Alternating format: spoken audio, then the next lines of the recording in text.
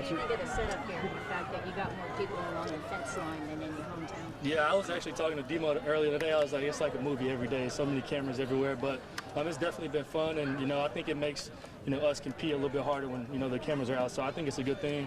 I think they're doing a really good job. How much have you guys bonded over the small town Texas roots? You guys got common interests? Just Yeah.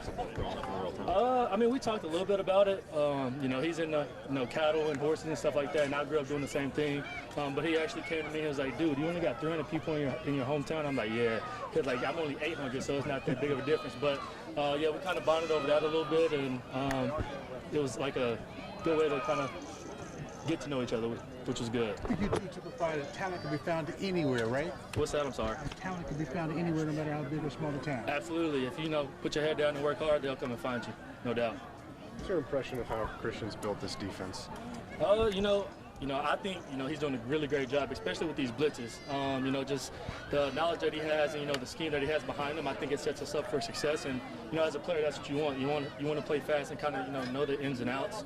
And I think he does a really good job of that. When you play with Quentin Williams and Kenny Clark, how much easier does that make your job as a linebacker, especially when you're filling gaps in the run game? Yeah, it makes it really easy. You see a gap open, you can just shoot it because those guys are going to hold it down.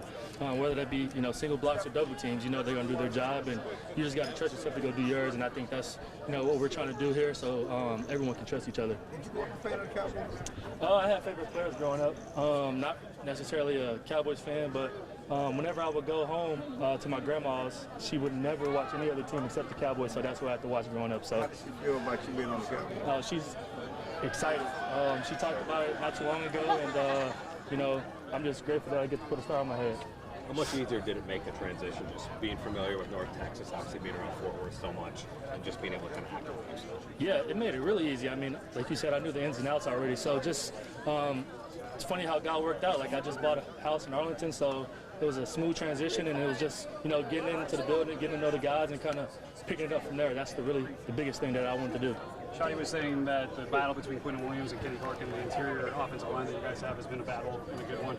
You have a good viewpoint for it. How has that matchup been, and what's it like just to see it from your perspective? Yeah, I'm really not paying attention on what they're doing really, except for when they're running stunts and whatnot. But I'm more focused on doing my 111, and so I'm not strictly just looking at them and seeing who's winning and who's not. So. Gotcha. But do you kind of, as a linebacker, almost anticipate sometimes, like, okay, I got Quentin Williams in front of me. Yeah. There's a good chance if they try to double him, I know how I'm going to respond. Yeah. Yeah, absolutely. Yeah, if Q's in there, I can play a little bit faster, and then, if Kenny's in there, I know I have this gap, but I also can have this gap. So it's just playing off each other. They can do two different things, so it's just playing off one another.